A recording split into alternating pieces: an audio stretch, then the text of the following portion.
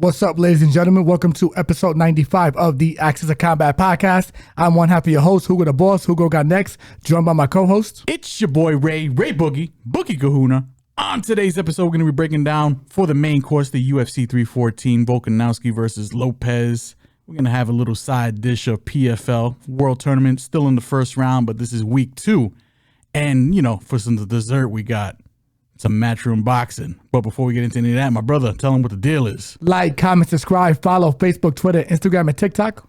Everybody enjoying the visual portion of this podcast right now, don't forget to like, comment, subscribe, and hit that notification bell to stay up to date. And for all of our audio listeners, Spotify, Apple, Google Podcast, you already know.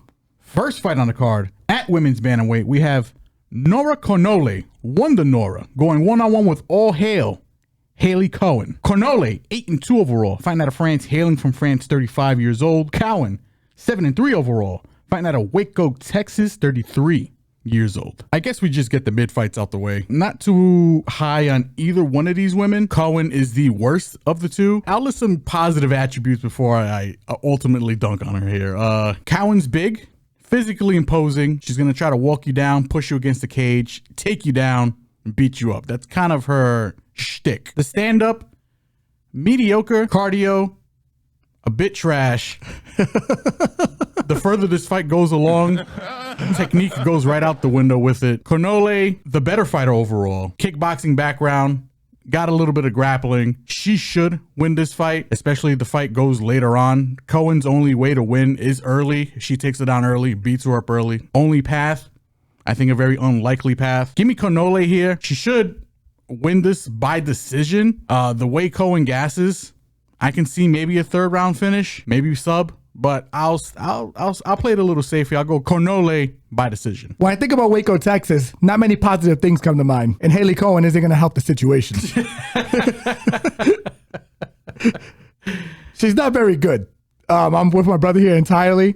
Her wrestling's okay. She's still raw talent. Pause. You know, like, I just feel like she has a lot of tools that she needs to sharpen up. This is not a good stylistic matchup for her, in my opinion, especially this early. But the thing is, at the UFC level, there's not really an easy fight, to be frank. She lost her last fight, and I felt like that was a give me fight against Jamie Lynn Horf. Not to shit on Jamie Lynn, but Nora Cornolle, more experience. Every fight she kind of keeps it close, kind of makes it a dogfight. She's going to be the better striker in this fight. She's going to have the better gas tank. She's been working on her grappling, and she has shown improvements over the last 2 fights. Cowan did not impress me in her last fight, man. And she was able to execute some takedowns, but she wasn't able to hold position. She's big, strong, but that's about all. I feel like this is Cornolle's fight to lose, and I feel like this is a possible fight with Cowan's questionable gas tank that she can get stopped down the stretch of this fight. Give me Nora Cornolle by third round or decision. That's how I would play this. Next fight on the card, at men's middleweight, we have Mr. Vicious, Tresean Gore, going one-on-one with Matuto Marco Tulio. God damn. Gore, 5-2 overall, fighting out of South Carolina, 30 years old. Tulio, 13-1, fighting out of Brazil, hailing from Brazil, also 30 years old. When I first seen this fight on paper, I was like, okay, you know, I'm a little higher on Tresean Gore than the average person. You know, he wants to get the fight to the ground, sneaky and a gilly. I think he's decent, you know what I'm saying? Like, I think he's got potential. So I was like, you know what? I'll lean Tresean Gore here. But then I started looking at Tulio, and I completely forgot that this man is not Tricoli. For some reason, got the two guys mixed up. So that being said, I'm going to be leaning Tulio here. Tulio, explosive striker, decent on the ground. I think he's probably the better overall fighter here. Tresean Gore, even though I think he's got potential, he's probably the more athletically gifted guy, and I think his wrestling is probably a little better. Tulio, I think he's probably the better talent here. He's the better overall fighter. I think he's explosive. I think he's decent on the ground, decent jiu-jitsu. I don't think Tresean Gore is going to be able to hold him down. Side note, the guy is winning at life. He is dating Norma Dumont. You can't pick against that. The guy can't lose. He can't lose. So for that reason, I'm picking Tulio for the win here. I don't think this fight goes the distance. I think it's going to be a finish either way. So give me Tulio by knockout. Yeah, Tulio's movement is very good for someone his size. Pause. Hey. He moves in and out very well. Pause. I feel like he's going to give Tresean a lot of issues with getting a hold of him. And if Tresean can't get the wrestling going in this fight, I think he's going to get lammed, low-key. Tresean has good power. I just feel like Tresean's going to have a hard time finding him. And even if he does find him, Tulio has shown to have a decent chin. Has a good get-up game, even if he does get taken down. Decent jiu-jitsu too. I mean, I think he is the better fighter here. The line kind of justifies what we're saying. He's sitting at a minus 380. Don't know if I'm going to play that, to be frank, or how you can play it. I would like to see the props, but I'm with my brother here. I don't think this fight goes the distance. Give me Tulio by knockout. Next fight on the card at men's featherweight, we have 50K Dan Ige going one-on-one with the sniper, Sean Woodson. Ige, 18-9 overall, fighting out of Hawaii, 33 years old. Sean Woodson, 13-1-1. Fighting out of St. Louis, Missouri, 32 years old. Physically, the weirdest fight on paper. Sean Woodson, automatic height and reach advantage. The guy is super big for the division. Ige, one of the smaller guys. On paper, Woodson should win here, right? I mean, hard to take down. Ige is going to have a hard time trying to take him down if he wanted to. Woodson might take him down. Woodson's got abnormally large limbs. Pause. And if Woodson, I mean, you know, he gets into that boxing state, he gets into that flow state, the further this fight goes along, the slicker he's going to look on his feet. That being said, I think Ige is going to knock him out. Gut feeling, I don't know what, I trust Ige's chin. Ige's never been finished. Ige's fought the better brand of comp. Woodson, solid in his own right, but has shown that he can be chinned. Not the fastest starter. This is a 3-round fight. If he keeps the distance, which he's really good at, he could win this by decision. I don't think he's going to finish Ige. Gut feeling, man. Yeah. I'm going to lean Ige here. I think Ige is going to fucking sleep him. Yeah, Ige is actually a plus 105. Woodson's on a return minus 125 on some books. It's almost a pick 'em on some books, so I get it. It's big Josh Emmett, Lerone Murphy vibes where you think there's a possibility for that knockout. I'm on the other side here, though. I think Woodson has shown vast improvements in his striking defense ever since the Saldana fight. Saldana pieced him up, but Saldana also has more weapons than Ige, presents the kicks, throws kicks to the body, spinning back kicks, spinning heel kicks to the face, roundhouse kicks, then uses his boxing along with the kicks to kind of land his offense. He's also more explosive than Ige too, in my opinion. Ige just hits harder than him. But if you're asking me, I think Woodson's going to be able to mitigate a lot of Ige's boxing, might take him down and win some minutes in some spots here. Ige's takedown defense is not great, has been susceptible to the takedown. I don't like this fight for Ige at all. We're big fans of Ige on this podcast, so I don't like this fight. I think stylistically it sucks for him. You have to almost hope he can catch him. Because if he's not going to win the minutes in this fight, in my opinion, you have to really hope. You have to hope he can take him down. Which, if you've ever wrestled into a bigger dude who's lanky like that, they are the most difficult people in the world to take down because you pick them up, you can high crotch them, pause, or body lock them, pause, and move them around, and they're still on their tippy toes. You know, because they're so lanky. So give me Woodson here by decision because I agree with my brother. He's not stopping Ige. Woodson by decision is my lean. Next fight on the card at men's middleweight, we have the Reaper, Sedriques Dumas, going one-on-one with Hussar Michał Oleksiejczuk, aka Lord Michael. Dumas is 10-2 overall, fighting out of Pensacola, Florida, 29 years old. Hussar Michał Oleksiejczuk is 19-9 overall, fighting out of Poland, hailing from Poland, 30 years old. Interesting fight stylistically. We know what Oleksiejczuk's all about. Very good boxing. Forward pressure, non-stop pressure, to be honest. Hits hard, is susceptible to body, is susceptible to be taken down. On the other side, we got Dumas here, who is a little green around the edges, has been, for the most part, grappling in a lot of his fights. I think this is going to be the first fight that is going to force Dumas to really like throw down. On the regionals, you've seen Dumas throw down, you know, on some straight up backyard beat you up type shit. I think we get that kind of fight here. On top of the fact that Dumas is on paper the better grappler, and I think he can take Oleksiejczuk down, I'm going to be leaning Dumas here. Sounds a little nuts, but I don't think so. Does this fight go to distance? I haven't really put too much thought into that. Just because of the way Michael fights, I don't think so. So give me Dumas ITD, maybe sub. Yeah, I'm actually kind of surprised to see Dumas as a dog here. He's going to be the physically bigger guy. He has the wrestling edge, in my opinion. On Jacek, Augusta winning, he does the chicken dance down to the floor with the wrestling. I don't know, man. I'm surprised he's a dog. He's probably going to get a play from him. He's sitting at plus 165. In what world? You know, I could get like a dog, but like at plus 110, 120, okay. 165 when he has a clear wrestling and size edge. And I get it. He's not the most technically proficient guy on the feet, but like, and, you know, green around the edges, like I said, but I think he's got the tools to do more than enough in this fight. And the power. Yeah. Like, I think he could knock Oleksiejczuk out, you know? So this line confuses me, but that's exactly why I want to play it, because I get that Dumas, like, you know, his last fight against Tulio went his way. And then the one before that is the one that I had in question, the Ruzaboyev fight, where he was kind of getting lamped by Ruzaboyev a little bit, but Ruzaboyev's way bigger than him too. Probably a guy who should be fighting at 205, has fought at 205, and is a pretty good striker too. Yeah. Better fighter in my opinion than Oleksiejczuk for sure. 100%. In my opinion. Oleksiejczuk is like the smallest middleweight on the planet. This is an easy dog or pass spot. I think Dumas is definitely a play for this weekend. Next fight on the card at men's featherweight, we have The Damage. Darren Elkins going one-on-one with Juicy J. Julian Erosa. You say no to bad fights. Juicy J can't. Hey. Elkins, 29-11 overall, fighting out of Sacramento, California, 40 years old. Juicy J is 30-11, fighting out of Yakima, Washington, 35 years old. I'm assuming Erosa is the favorite here. Probably the rightful favorite. I mean, he's younger, arguably less damage than The Damage. He should win this fight on paper. He's got the striking. He's got the grappling. But if this fight goes the distance, not even goes the distance, but like, The Damage is the dog. I don't know how else to phrase it. This guy is never out of a fucking fight. The wider the line goes, the more tempted I am to bet Elkins here, because Erosa don't really got a chin. Correct. Not that Elkins is the most heavy-handed individual ever, but the guy throws constant offense, is willing to take the fight wherever you want to take the fight. You want to keep it on the feet? He's going to keep it on the feet. He's going to throw bombs. He's going to be bleeding, but he's going to be throwing bombs. If you want this fight on the ground, that's where he kind of prefers it a little more. He'll take it to the ground. He'll bleed, but he's going to take it to the ground. Erosa is probably the pick here, but in terms of a play, man, I'm feeling The Damage here.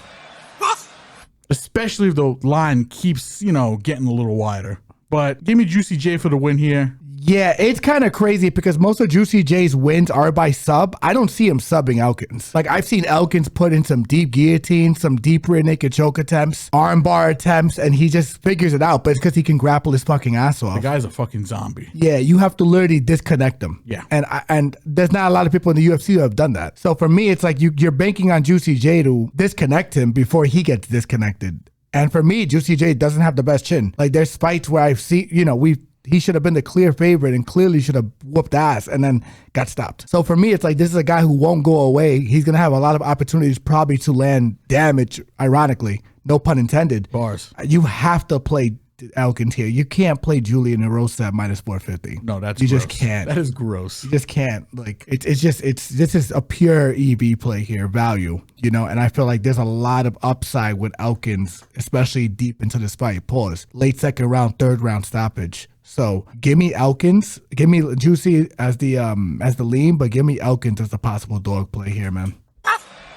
Next fight on the card at men's flyweight, we have the Tibetan Eagle Sumudaerji going one-on-one with Mitch Raposo. Sumudaerji is 16-7 overall, fighting out of China, hailing from China, 29 years old. Raposo is 9-2 overall, fighting out of Fall River, Massachusetts, 26 years old. Not a fight I'm really looking forward to. Kind of hard to get a read, in my opinion. Raposo's a guy who last fought Andre Lima to a split decision loss in a fight where he kind of kept the fight on the feet for the most part. I don't think his striking is terrible. I do think he's a little undersized to the division. Sumudaerji's going to have the height and reach. Sumudaerji's going to be the better striker. Mitch does have wrestling. Mitch can wrestle. The question is will Mitch wrestle? Because if he does wrestle, I think he wins this fight. Sumudaerji, as good as he is on the feet, I don't think he's that good when it comes to the ground. I think if he's able to be taken down, he can be held down. He has been improving. He will throw up a sub attempt or two. His last fight against Charles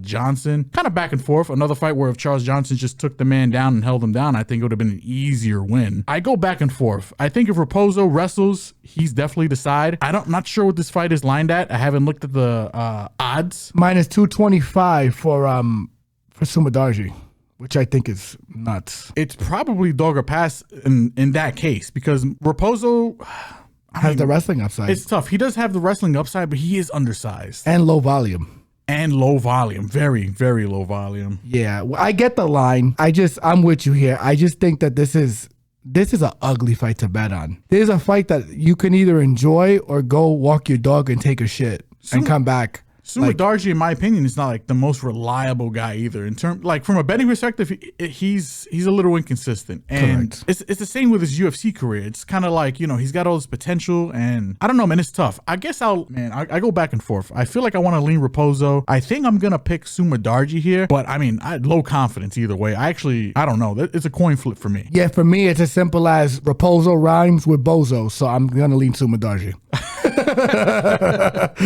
Yeah, I'm with you. I can't give a better breakdown than that. That's pretty spot on in terms of everything you said. I just think this fight from a betting perspective is so nasty. I feel like I want to lean Raposo. I don't know, man. I'm split on this. It's dog or pass. It's dog or pass. I'm gonna lean Sumudaerji, but it's dog or pass simply for all the reasons you mentioned. I just think there's too many variables in this fight.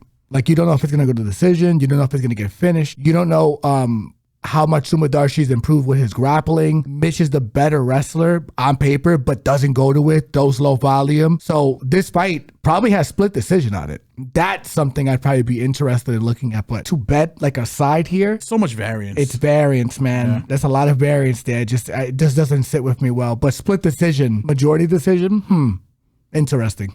Next fight on the card at men's lightweight, we have Chase the Dream Hooper going one-on-one with A10. AKA Jim fucking Miller. They won't call him fucking, but Jim Miller be fucking out here. Hooper, 15-3-1. Fighting out of, I'm not sure what spot that is in Washington, United States of America, but 25 years old. Jim Miller, fighting out of New Jersey, 38-18 overall, 41 years old. We fuck with Jim Miller here. Big fans of Jim. Only guy to fight at UFC 100, UFC 200, UFC 300. I don't think he's going to make it to UFC 400. I mean, the guy's had a solid career. Is it Hall of Fame worthy? That's up for debate. But I mean, the dude's breaking records out here. The dude's still fighting with all these young bucks out here, making it look easy in certain spots. I don't think it's going to be that easy here. Chase is definitely the side. I mean, he's got the physicality. He's going to be bigger. He's going to be longer. Possibly going to be faster. Definitely like the jiu-jitsu and the wrestling on the Hooper side. I think if he takes Jim Miller down, it's probably just going to be a matter of when. I think Hooper will get his submission here. If Hooper does fuck around, he can't find out, because Jim Miller will clip him in the chin, and he doesn't have the best chin in my opinion. So I'm not counting Jim Miller out, but I am not going to be picking him for this fight. Give me Chase Hooper by sub. Yeah, I'll be honest with you. I'm a little more optimistic in terms of him fucking around and not finding out. If he could handle Borshev, I feel like he can handle Jim. Like on the feet, and Borshev is way more polished than Jim on the feet. Pause. And I just feel like this is a tough fight for Jim. He's got he got a real set of fucking balls on him for taking this fight. Hey yo, he don't give a shit. Real shit though. Yeah. Pause. I mean, it's just real. Like this is a tough fight for him. I think he's gonna get his back taken. He's probably gonna get strangled. Like, that's what's going to happen. I think Chase has shown so much improvement since his debut. The Clay Guida fight and the Borshev fight was so glaring how much better he got. And I think he subbed Clay as well. So it's like, do that to Clay. I get Clay is older, but Clay doesn't get tired. Clay can wrestle and grapple, even now with some of the modern day fighters. So for me, it's like, when you do that to those two guys, I think you're showing vast improvement. Give me Chase Hooper inside the distance here. Next fight on the card at women's strawweight, we have Cara. Virna Jandiroba going one-on-one with 9 Xiaonan. She sounds like Namor. Amor. Kukuka.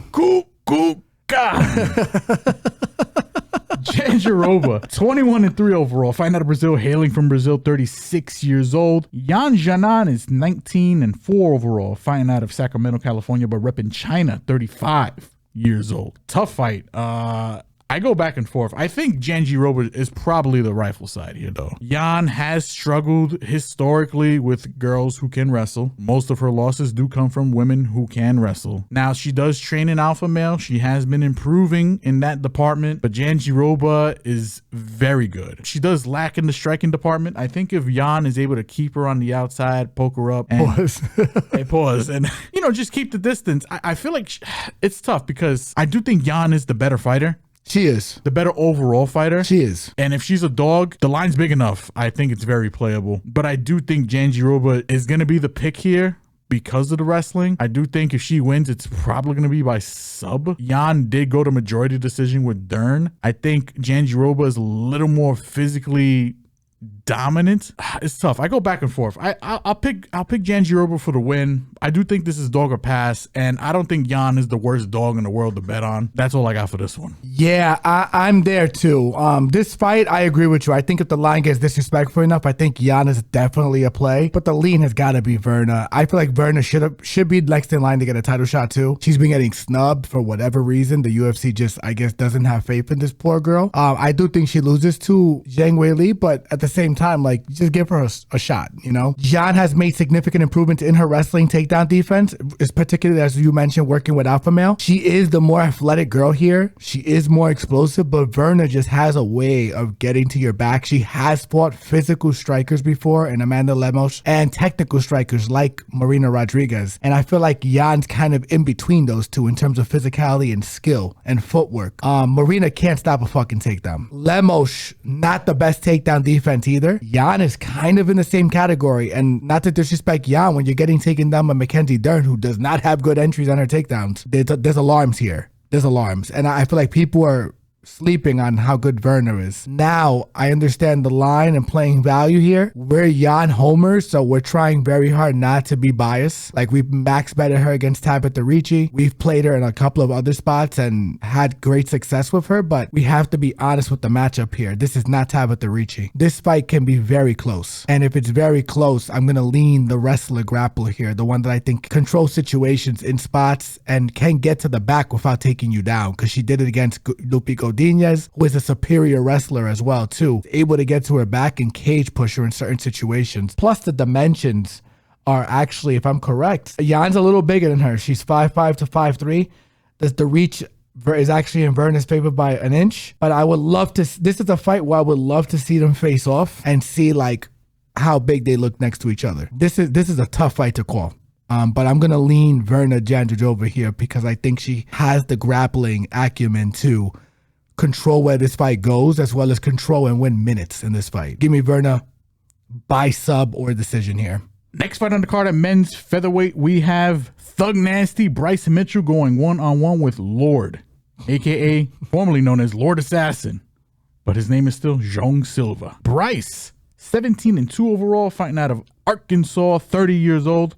João Silva, 15-2 overall, fighting out of Brazil, hailing from Brazil, 28 years old. João Silva been calling for this one. This is going to be a spicy fight. Inside, outside. I'm looking forward to the press conferences. I'm looking forward to the weigh-ins. I'm looking forward to the ceremonial weigh-ins. I'm looking forward to the actual fight. If I'm a betting man, you gotta lean Bryce here. Nobody's really tested João Silva's grappling wrestling. Let's keep it a buck. I mean, this is the best wrestler he's fought on paper so far. And a guy who's going to go after the wrestling actively and is physically very strong. 100%. Also, this is a guy who was able to take down Topuria. Topuria did get back up. It's very interesting. He's very capable. Very capable. That being said, João Silva, I'm going to just put it out there bluntly. He's a bad motherfucker. And fucking intense guy. Wears all of his emotions on his sleeve, the bad and the good. I don't know if this is a biased pick. I'm a fan of the guy. I'm just going to throw it out there. This is not betting advice. I think João Silva is going to fuck him up. I think he's going to knock him out. I also think, and like I said, I think there's not too much, I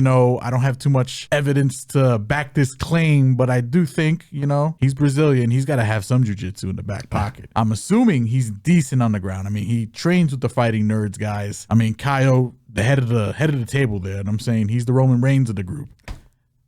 João Silva is he's the Samoan werewolf of the group. He's definitely Jacob Fatu. Give me João Silva here by knockout. I don't know if I want to play this one because I don't know. This is value bets here, guys. Yeah. Like I feel like if you get plus money in the knockout, you play it. If Bryce opens up to like a plus 350, 400, play him, even for half a unit. Because I just feel like no one's tested this guy on the floor. And technically, if I'm correct, this is John's first ranked opponent. I mean, my goodness. Like, and he's a minus 340. Do I think he's gonna win? Yeah, I just think the value here is on the Bryce side. Yeah, the odds are definitely a little out of whack with a guy who we've never seen on the ground. We've never really seen him. And yeah, we're assuming he can grapple because he's with the Fighting Nerds. I'm going to assume he can too. But at the same time, like... Yeah, you don't make money on assumptions, bro. Yeah, that's what it is. Yeah. Like, you have to go with what you know, and what you see. And no one's tested this guy on the fucking floor yet. So for me, it's like Bryce Mitchell says 3 Bible verses and walks in there with Holy One and a cross. He might fucking get it done. I know, but Jean Silva got God on his side too, man. He got the Lord on his chest. If he's friendly Lord, though. You know what I'm saying? Remember that guy? That's true. He's not always assassin. He's friendly Lord. You know what I'm saying? and this might be the first fight Jean Silva is not going to be dabbing up a guy. You know what I'm saying? Like, generally he's like, hey, good shit. You hit me hard there. My turn, like, I feel like this is not going to be one of those fights. So we might get Demon Silva coming out here. I don't know. I'll be honest. What also is alarming is I seen an interview with Bryce Mitchell the other day where he was talking about he hasn't been able to sleep correctly since John Silva has approached him at the press conference, saying that he feels like, if I'm correct, that there's demons trying to poke fun of him in his sleep. I'm like, dude, either that's going to motivate the shit out of Bryce, or it's gonna fuck him up in this fight. And yeah, I don't know if that's the best thing to say out loud. Yeah, to say out loud that man is living rent free in your head. You know what I'm saying? Yeah, like, he's not even saying him particularly. He's just saying like he feels like there's demons, like he used some kind of magic. I'm like, bro, oh my goodness. Listen, I don't know. Bryce is on some shit. For better or for worse, the guy's a fucking character. I mean, I'll leave it at that. How about that? Give me John Silva by knockout here. Next fight on the card at men's featherweight, we have El Pantera Yair Rodriguez going 1-on-1 with the debuting Patricio Ferreira, a.k.a. Patricio Pitbull. Rodriguez, 19-5 overall. Fighting out of Chicago, but repping Mexico, 32 years old. Pitbull, 36-7. Fighting out of Brazil, hailing from Brazil, 37 years old. Happy to see Pitbull in the UFC. Yes. Won't lie to you. It might be a little too late. The guy's definitely past the prime years of his career. That being said, I mean, this is a tough fight on paper. At the same time, it's not the toughest fight on paper. If Patricio can't get any kind of grappling / wrestling going in this fight, I mean, he's got the advantage. He's got the edge. This is his fight to lose. He is 37, though. He is fighting against Yair. Definitely got height and reach. Definitely probably the better striker. Definitely the slower guy here, too, in Patricio. Now, Patricio does have this thing where he does have opponents fight to his pace. Yes. Because they are wary of the power. I mean, Patricio's got power. Patricio's got fast hands, even at his age. He's a very technical striker. He's a very precise striker. He hits hard. I go back and forth with this one, man. This is one of the toughest fights on the card to call. Yes. And one of the most exciting, to be honest, that I'm looking forward to. And you know what's unfortunate? The only reason we're a little hesitant here is because we feel like he has lost a step. He would still be an underdog to Yair in his prime, and I would max bet the shit out of him. For you guys who didn't watch Bellator and don't know who this guy is, this guy in his prime would fuck up Yair Rodriguez proper. That's just my opinion. Easy. He would fuck him up. It would be light work. The only reason this fight is even competitive is because he's lost a step, in my opinion. And that's why the betting line's reflecting it. He's pushing 37, man. He's almost 38. This is a guy who knocked out Michael Chandler with one punch. Dropped him bad. And not that Michael is not hittable. This is Michael, and Michael is still Michael, too. I think Michael's on the tail end of his career, too. He tested the iron in Mike. Yeah. Knocked him the fuck out. Yeah. And he's probably the best Bellator fighter ever. I just don't want any slander on this fucking guy. There's a clear grappling path here. Clear. If Patricio goes to it, it can be a very easy night for him. I can't wait to see the face-off. I want to see how girthy paused Patricio looks. That's the only thing. This is a tough fight for him because he's not used to fighting guys this much taller than him, this much faster than him, and guys that can use their kick versatility as well as Yair. I just think it's unfortunate to see Patricio in at this time because in his prime, Yair doesn't hold a candle to him, in my opinion. I think he fucks him up bad. On paper, I think I'm gonna lean. I gotta lean Patricio. Yeah, because of the path. Because he just has multiple ways to win, and he's the dog. But I just got a weird feeling Yair might knock him out. Unfortunately, I don't want to see the man go down. It's going to be watching like my father fall down a flight of stairs. You know what I'm saying? It's going to be rough to watch. You know what I'm saying? But I mean, it's a great fight. Yeah, I'm with you here, man. I just think I think Patricio needs to dictate the pace early. Yair's going to kick him. It's just whether or not he can catch Yair's kicks and get his wrestling going. Thing is, Yair's kicks are like a whip. It's hard to catch a whip. And the thing is, I could see Patricio throwing a kick, kind of getting taking off balance a little bit and just leaning in with like a Superman punch and just dropping his ass. For me, this is a clear dog or pass spot with Patricio. But man, if you're asking me for the lean, I think Yair is probably gonna knock him out. Like, but dog or pass here. Yair is the lean via knockout, but Patricio has the possible dog play. Next fight on the card at men's light heavyweight, we have the Miner, Nikita Krylov, going one-on-one with the Devastator, Dominic Reyes. Krylov is 30-9, fighting out of the Ukraine, hailing from the Ukraine, 32 years old. Dom Reyes, 14-4 overall, fighting out of Cali, 35 years old. Another fight where, for some strange reason, this one stinks. I'm going to be picking Dom Reyes here. Historically good defense when it comes to takedowns. I think he's the better striker here. I just worry about the man's chin.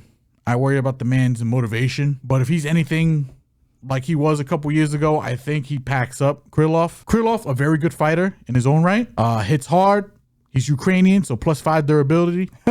In terms of like, do I see this fight going the distance? Probably not. I think this fight probably does hit an under. Somebody's going to get clapped up, slapped up, I think. Someone's going to get served. I'm going to be leaning Reyes here, but the confidence, it's a little bit low on the meter. If I'm being, I just got to keep it 100. And it's just because gut feeling, it just smells a little off to me. But give me Dom Reyes here, probably by KO. I say ITD KO. Give it to me. Get at it to me. Hit me. People gonna bleed. That's right.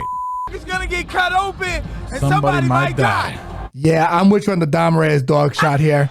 For a couple of reasons. He's only really lost to champions. John Jones, John Blachowicz, Jiri Prochazka all held the belt.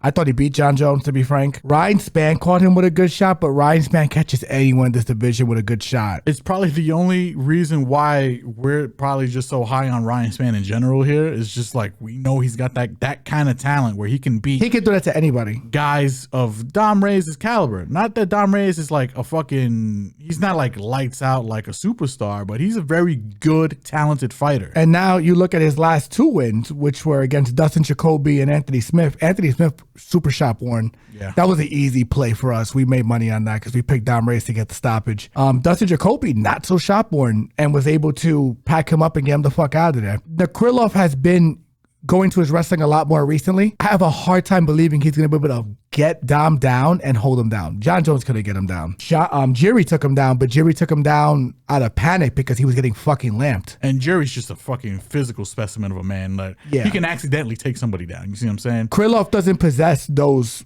physical attributes. And if you look at his last couple of wins, he beat Gustafsson coming off the fucking couch. Gustafsson shouldn't fight anymore. Yeah, an unretired / re-retired Gustafsson. For Ozdemir, that was probably the most impressive one because that was a dog fight. Was able to use the wrestling, get him to the floor.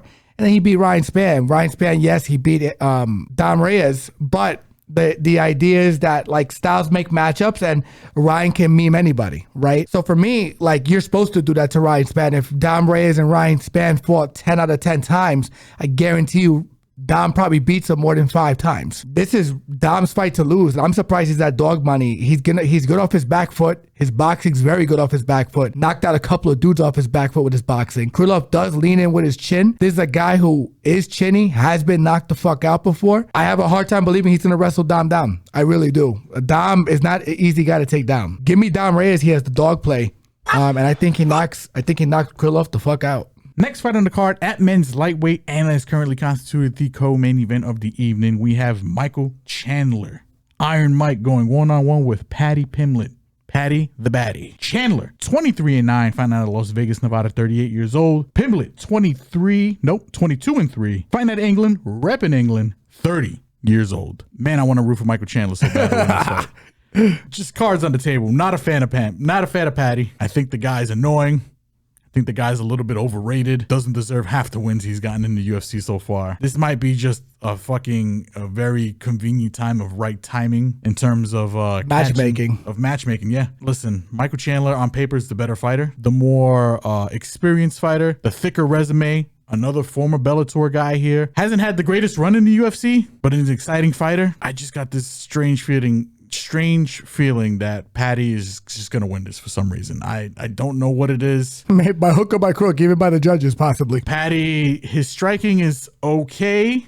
He hits hard. I'll give him that. He's big for the division. Very big for the division. Cuts a lot of weight. I mean, you've seen the guy. He blows up like a balloon when he's not fighting. He's a fat fuck. He eats And what does you think he walks around at? Like Close to 200 pounds. got to be like 200. He's a fat fuck. Yeah. So he's cutting down all the way to 155. I don't know why. I don't know if that's healthy long term, but he does it. Very strong grappler. Very strong wrestling. I give him that. I think that's where he's going to have success in this fight. Unfortunately, give me Paddy here for the win. I don't feel too good about that, but I gotta try to play it down the middle. Gotta play my cards right here. Man, does he win by decision? It's probably by decision. I don't know. You know why it is? And this fight's so interesting because Charles Oliveira had this guy's back twice and couldn't sub him. So you're telling me Paddy's gonna get his back and sub him? I don't know. I agree with you there. It's hard for me to think that. And Michael can fucking grapple. And Paddy's not flawless either. I mean, the guy will be dead tired in the third round, especially if he decides to push this grappling heavy style. And offensively, his striking output is a bit on the low side. Everything tells me Chandler should win this fight, but another one of these fights that kind of just smells a little. It stinks. It stinks. It's a little off. If you like Chandler and you think Chandler's the side, I think he knocks him out. Yeah. All cards on the table, I think he knocks him out. This is like just straight knockout or ground and pound. This is the best striker that Paddy's fought in the UFC. I mean, it's the best fighter he's fought in the UFC. To be frank, who has Paddy fought in the UFC that's better than Michael Chandler? He fought the ghost of Tony Ferguson, undersized Jared Gordon, Jordan Levitt's a grappler, Rodrigo Vargas, who? Yeah. Where's Snoop Dogg? Hold on. Yeah. Who? Yeah. I mean, don't go any further. I feel like, I mean, it's just, I think the names just get worse. The best striker is King Green, and King Green, dude, he just does not have the power. that power or durability. Yeah. Michael still can knock him out the way he could do Paddy the way he did Dan Hooker. That can definitely happen. I don't think he's subbing Paddy. I doubt. I think he knocks him out. I think the value, I would love to see what the value plays are here. He is a dog, but if his knockout's like at plus 200, I'll fucking play it. And the thing is, what I did see here too, which I did not know before heading into the podcast, this is not a 3-round fight. This is a 5-round fight. Is it really? Yeah. Oh shit, hold on. So now we have to reevaluate everything. Yeah, and that makes me think a little more now because I was thinking 3-round, but you're right. It's a co-main event on a pay-per-view. I'm dumb. I think that changes the game here. I think you gotta lean Michael Chandler here, man, because he's more experienced. I feel like Paddy, not the best gas tank either. Michael, not so much either, but he's been on the Yoel Romero, I guess, diet in terms of output. You've seen in the Charles fight where he kind of just conserved his energy and then exploded on Charles at the right moments. And Paddy doesn't present the same challenges on the feet that Charles does. He doesn't get to the back as easy as Charles does either. On the stand-up, he needs to typically get you to the floor. Not saying that Paddy's not capable of getting your back against the cage, but I just feel like Michael can fucking grapple. And I think we need to keep that in mind. Like, Michael can fucking grapple. I want to pick Michael. Yeah. I want to pick him by knockout too. I'm with you on the lean here with Paddy, but man, don't be surprised if come fight night. I just want more Paddy money to keep coming in. Please help me. And please help make my day so I can make this bet. The only reason why I lean Paddy, and it's a combination of like Chandler,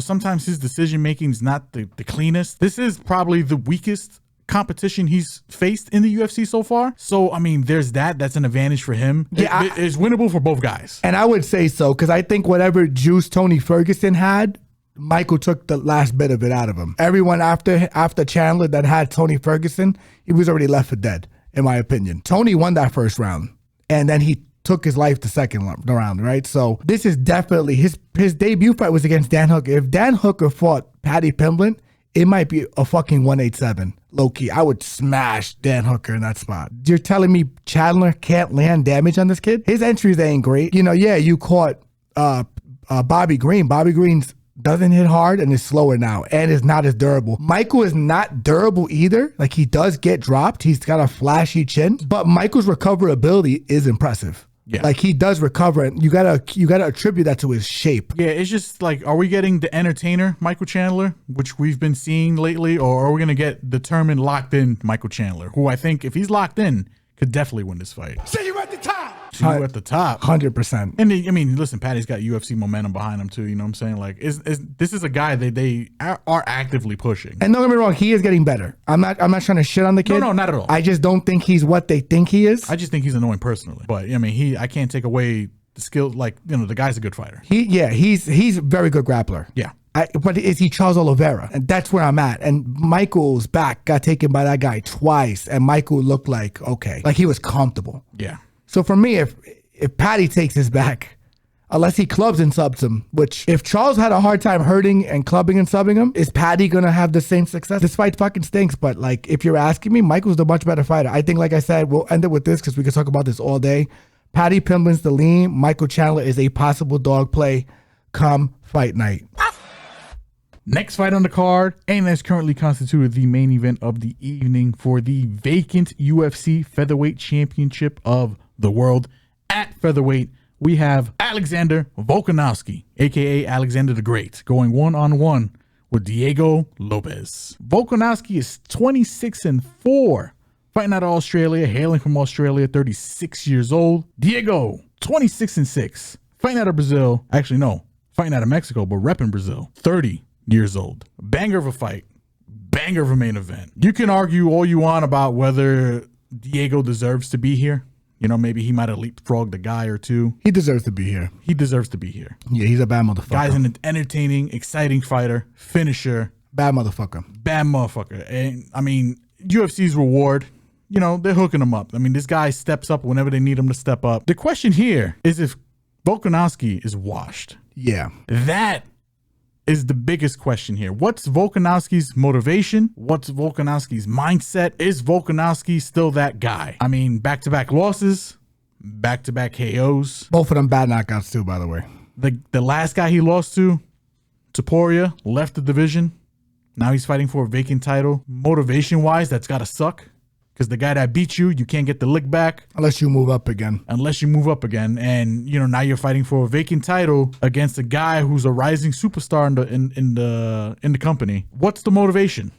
You know, how locked in is Volk going to be? On paper, Volk is the better fighter. Let's keep it a buck. Better striker, possibly the better wrestler. I think the only spot where Lopes has got the edge is definitely the jiu-jitsu. By far, in my opinion. Lopes is very athletic, very explosive, hits hard. Defensively, maybe hit and miss when it comes to the striking. He can be taken down, but I don't think that's going to be a big issue here for Volk. Volk's not really the guy to wrestle into a guy, and I don't think he wants any kind of part of jiu-jitsu from the Lopes side. I think I'm going to pick Volk here. I think this is a step down for Volk. I know he's a little older. I know the motivation can be a little scary here, but he is the better fighter. But man, it's tough to pick against Diego. I'm just gonna keep it 100. I mean, the guy's on a rocket ship. The guy can't clap him. Yeah. And can test the chin to see if the chin is still there. The chin was never there, to be frank with you, but You're not wrong. I'm going to call it like it is with that shit. But continue. He's got the power. He's got the jiu-jitsu. It can be dog or pass. I think the line is kind of correct where it's sitting right now. If it widens, Diego's definitely the play. Diego is definitely a play. I just don't think there's enough juice right now to play Diego because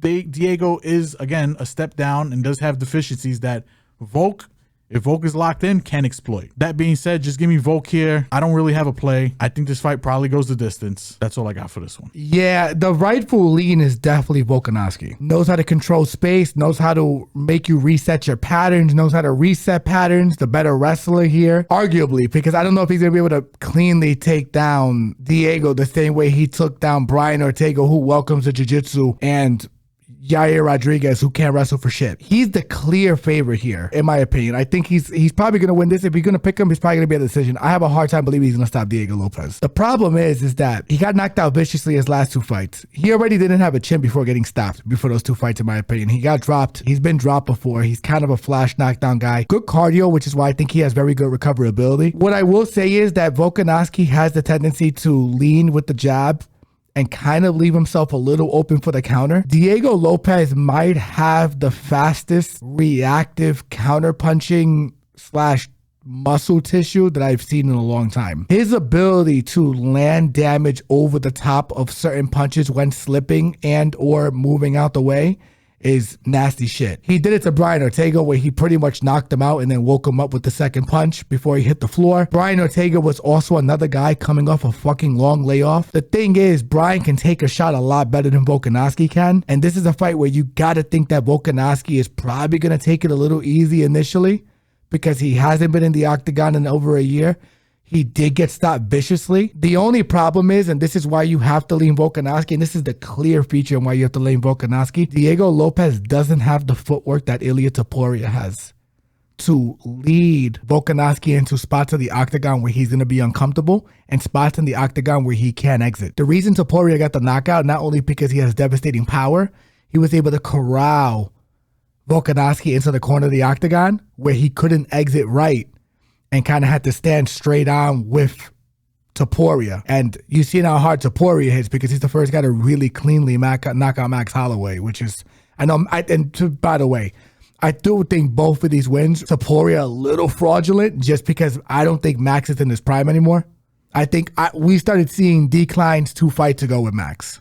And people just were a little too afraid to acknowledge it. Yeah, but I wouldn't take that. I don't want to take those wins away. I mean, he was the first to do it. You gotta give it to him. But, you gotta give it to him. But he did get dropped by Gaethje. He got hurt the fight before that, like really bad. I just feel like Max in his prime would have been able to wear the damage from Topuria a little better. Regardless of all that, this is completely straight off point.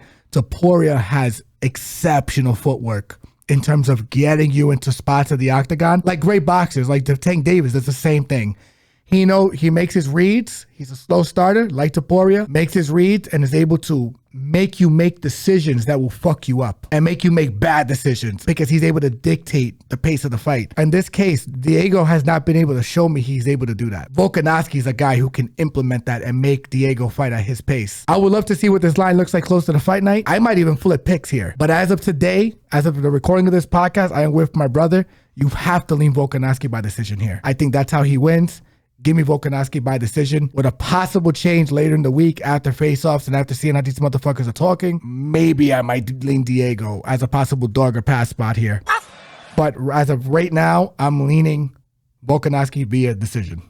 That does it for the UFC. We're going to be moving over to the PFL portion of the podcast where we're covering the World Tournament. Still round 1. This is week 2. And we got a couple of fights we want to talk about here. We're going to kick it off with Jenna Bishop going one-on-one with Kana Watanabe. Bishop 7-2 overall, fighting out of San Diego, California, 39 years old. Watanabe is 13-3-1, fighting out of Japan, hailing from Japan, 36 years old. This is a fight where I'm going to be leaning Watanabe. No offense to Bishop. She's a very good grappler. Okay striking. I just think she's just a little too old, a little too slow. She's going to be at a size disadvantage here. Watanabe, always been kind of high on her. I think she's an underrated grappler. I think she's going to be able to take Jenna Bishop's back here, and I think she might get her out by sub. Give me Watanabe here. I say sub/decision is probably where I'm going to be leaning. Yeah, I'm with you on a Watanabe pick here. I think Watanabe actually is a little lighter on the feet than Jenna Bishop. She looks much more comfortable in that space. She also had a lot of success against Liz Carmouche, and Liz Carmouche is a gorilla in this weight class. And better than Bishop, in my opinion. Yes, and she had some success. Even though Watanabe lost both fights pretty decisively, Watanabe's physicality, the size, the youth, the comfortability on the feet is going to give Jenna Bishop a lot of trouble, man. And I like Jenna Bishop. We like Jenna Bishop on this podcast, by the way. She's probably one of the girls that should have been in the UFC, to be frank with you. And it just never happened, unfortunately. But this is a tough fight for her stylistically. I feel like she would have better success against Talia Santos in a rematch, as well as against Juliana Velasquez, who we will be talking about later on this card. But this is a tough stylistic matchup for her because it's basically two girls who have pretty good skill, equal skill, and just one's bigger. And when you have that kind of situation, the person who's bigger is usually going to win. Give me Watanabe. I don't know by sub, but I wouldn't be surprised if it goes to decision either. Next fight on the card at men's flyweight, we have Mateus Matos going one-on-one with White Kong, Jake Hatley. Matos, 14-3-1, fighting out of Brazil, hailing from Brazil, 32 years old, going one-on-one with Jake Hatley. White Kong is 11-4 overall, fighting out of England, hailing from England, 28 years old. Jake Hatley, the name sounds familiar. If you're not, if you're tuning into the PFL portion of this podcast, he used to be a UFC fighter. Decent, but, didn't cut the mustard. Got cut, ended up in the PFL here, making his debut against Matos in a fight that I think is very intriguing. I think Matos is going to be the stronger, more physical of the two gentlemen. I think he's going to have the slightly better striking, definitely going to hit harder. When it comes to jiu-jitsu, I think it's going to be a decent back and forth, decent test. I'll lean the Brazilian, though.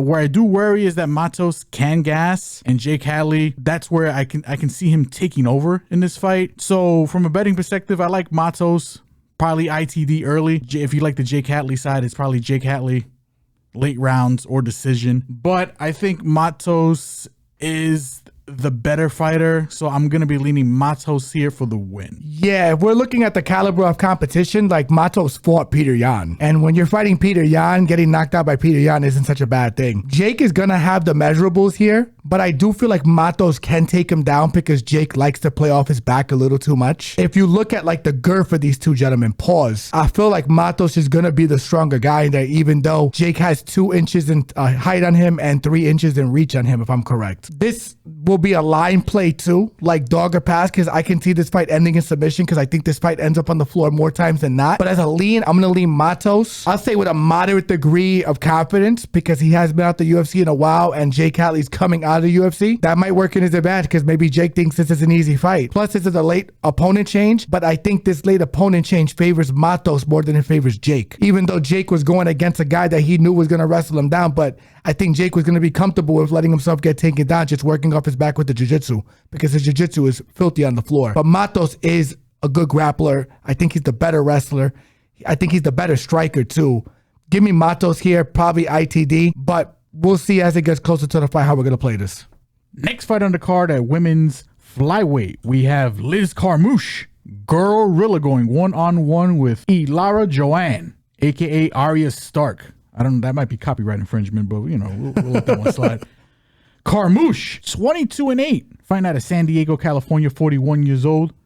Joanne, 12-9 overall, fighting out of Brazil, hailing from Brazil, 30 years old. You know, on paper, you see the age and you're like, you know, damn, who's this Carmouche woman? She's a little old. Maybe she might be a little washed. You know, this should be an easy fight for Joanne. But on the contrary, monsieur, I think this is Carmouche all day, every day. And it literally just comes down to the grappling. She's a very dominant wrestler. She might be at a disadvantage here when it comes to the striking. I'll give Joanne that. She's a very good striker, but I don't think that shit's gonna matter because Carmouche, high IQ fighter, smart fighter, will take her down, will beat her up, and it's probably gonna be Carmouche late round or decision, but I think this is Carmouche all day. It's gonna be Carmouche's fight to lose. Yeah, I'm with you. I won't even add on to that too much. Carmouche should fuck this girl up. I think there's a gaping discrepancy in the wrestling and the grappling here. And when you got Talia Santos taking you down, no disrespect to Talia Santos isn't the open mat or Greco-Roman wrestler that Liz Carmouche is. Talia works really well off of trips. Carmouche can do that, plus pick you up and slam you on your fucking head. I feel like Joanne's gonna be in for a rude awakening. This is a tough fight for her. Once again, this girl would have a better matchup against a lot of the other girls on the card. I just think Liz is a tough fight for her, and Liz is a tough fight for a lot of these girls that cannot grapple. Give me Liz Carmouche by sub.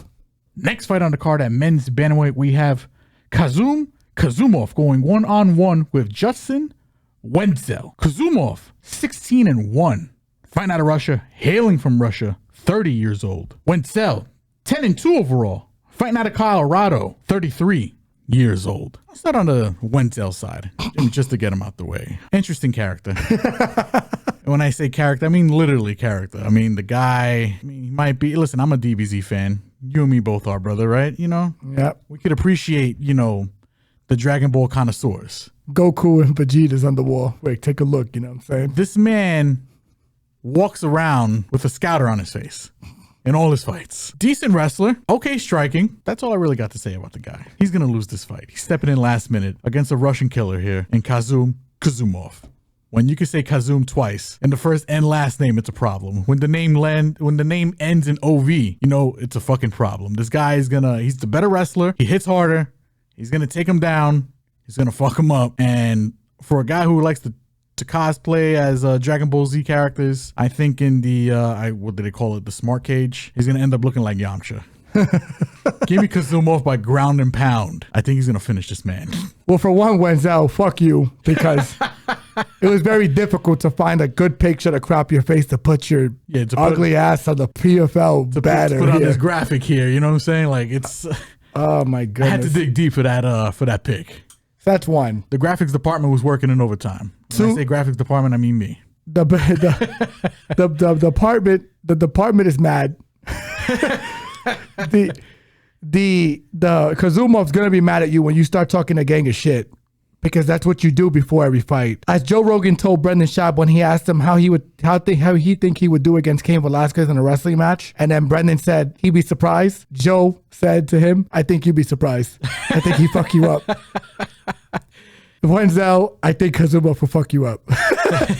Similar vibes. I feel that. I think this dude, his wrestling technique is very good. He can deal with being wrestled into. His switches are really good. His back take is really good. His submission grappling is really good. His level of competition is better than yours. You're stepping in last minute notice. I'd probably give you a better shot if you I guess essentially on a full camp. But I think this is going to be a tough fucking fight for you, man. Give me Kazumov by submission here. I think he's going to find your back or a Darce from the front headlock series. That DBC scouter is going to be reading power level over 9,000. There's no question in my mind. Give me Kazumov by submission here. Next fight on the card, at men's bantamweight, we have Francesco Nuzzi going one-on-one with Mando Gutierrez. Nuzzi, 10-1 overall. Fighting out of Italy, repping Italy. 28 years old. Mando Gutierrez, 10-3 overall. Fighting out of Mexico, repping Mexico.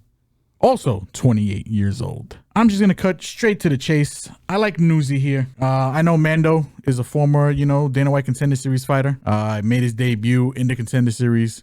Didn't go that much farther than that because he lost to Raul Rojas. Chiwiwi. AKA Chiwiwi. Annoying as fuck. Fuck him too. Has ended up in the PFL going one-on-one here with Nuzzi, who, is from Italy. And, generally, Italian prospects, they're a little hit and miss. I mean, the best Italian guy could come off top of rip is Martin Vettori. Mm-hmm. I think Nuzzi's kind of, maybe cut from the same cloth in certain aspects. I think he's going to be the more dominant fighter here. I think he's the better fighter. Strikes hard, hits hard, can go to all levels with his striking. I think he's going to be more physically dominant here. I just think he's got Mando covered in all aspects here. Give me Nuzzi here for the win. And fucking no nuts on the table. I'll go Nuzzi. Get him the fuck out of here, ITD. They would have been packing them up. Yeah, I'm with you here. I think Francisco Nuzzi, he's got very good footwork, very good timing with his punches and kicks.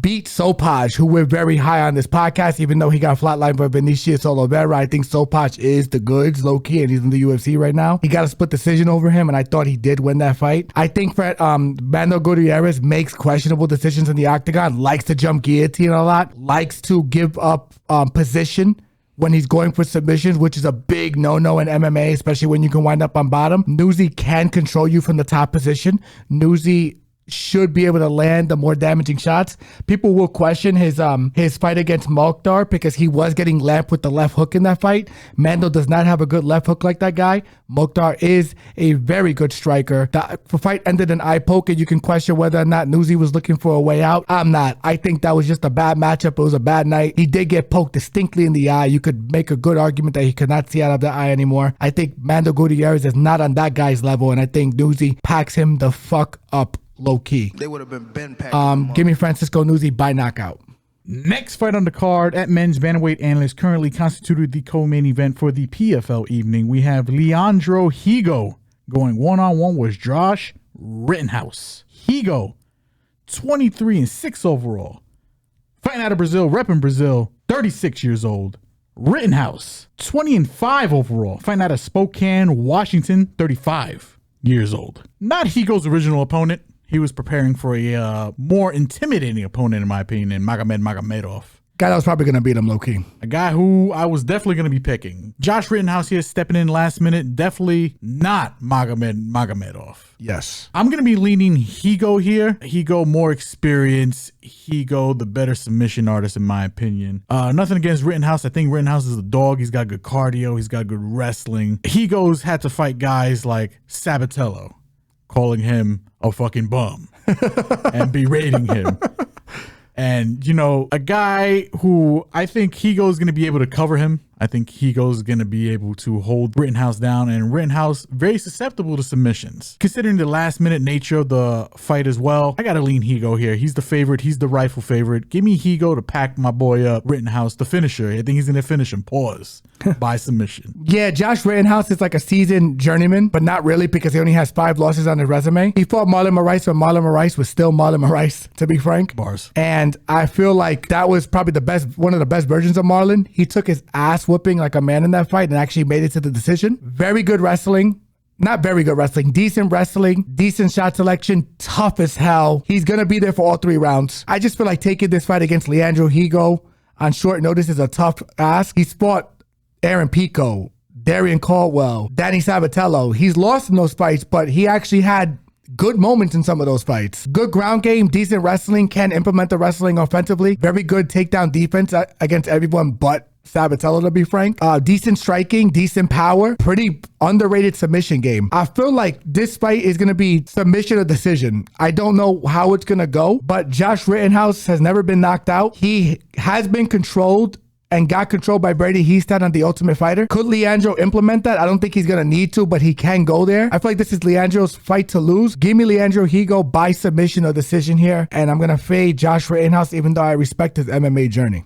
Next fight up at women's flyweight and is currently constituted the main event of the evening. We have Talia Santos going one-on-one with Juliana Velasquez. Santos is 22-4. Fighting out of Brazil, hailing from Brazil, 31 years old. Velasquez, 13-3 overall. Also fighting out of Brazil, also repping Brazil, 38 years old. Another very good fight in my opinion. A matchup I've kind of been looking forward to be honest, because I've, despite Juliana being waxed 3 times by Liz Carmouche, I'm actually kind of high on her. I think she's a very good striker. I think if this fight stays on the feet, she can give Santos some issues here. Santos, a very good fighter in her own right. I think she's probably the better overall fighter in my opinion. If Santos is able to take this fight to the ground, I think she has a good chance of winning. I think if Santos is able to cage push and control Velasquez, I think she has a good chance of winning. I do think that's going to happen. In the striking, I do see it a bit 50-50. I'll lean Velasquez as the slightly better striker, but I think this fight is going to be entertaining enough. I think it's going to be a 3-round war, but give me Santos here. I'm going to be leaning her because I just think she has more tools in the toolbox. If she wants this fight on the ground, I think she has opportunity there. I think being slightly smaller in this matchup, I think she's probably more physically dominant. So I think she's going to be able to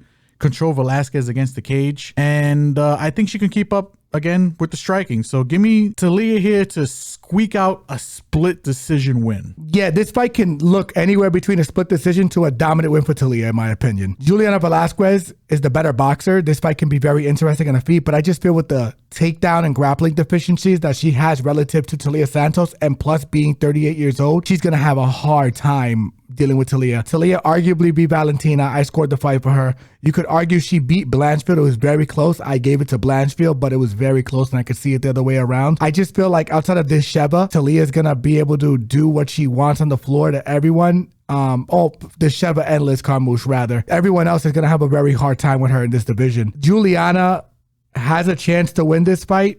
I'm curious to see what the lines are when they drop. There's a possibility for this to go split decision. I agree. If it's wide enough, I will play it because Talia is not the most prolific wrestling artist, but she should be able to win this fight with some of her trips from the clinch as well as from the back, and she should be able to win this fight via cage pushing minutes if she can get this fight to the floor. Even if the money line is wide enough, I think a straight dog shot on Velasquez probably isn't the worst look in the world either, because she is a very talented fighter. Yeah, 100%. She's beaten everyone not named Liz Carmouche. Essentially.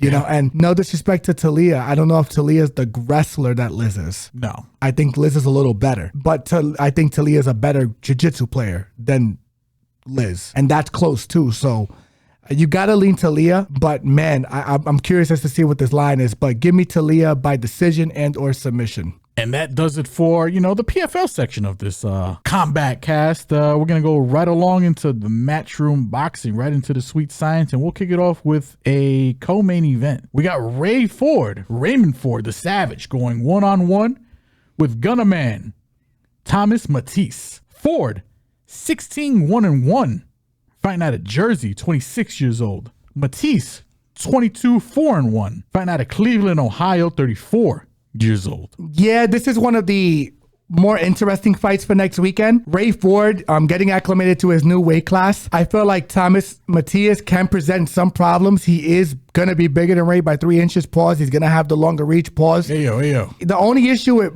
Matisse, and me and my brother both seen it, his exits are not so great. He has tightened them up a little bit. Doesn't get his right hand up sometimes when he's throwing the jab. Very susceptible to getting hit with that left. The left hook, also very susceptible when he exits. Doesn't really throw in combination. Kind of just winds up on the right hand like he's cranking a slingshot and just tries to get you out of there with the right hand. Very annoying. Even when you see him throw in combination, like towards the end of fights when he's trying to get the guy out, it just looks unnatural. It doesn't look like it's it's what do you call that? Second nature to him, you know? Agreed. Like he's almost like a little kid that hurts a kid in sparring and then panics and gets excited when he hurts somebody. That's what he looks like to me. Like he doesn't. I can see that. He doesn't gauge range properly, and then the problem with him is he has you hurt and he's low volume. He is low volume even before he has you hurt. So for me, it's like he's kind of like a counterpuncher, but he's kind of not. It's weird, but I just feel like he's going to have a hard time with Ray's speed. Ray's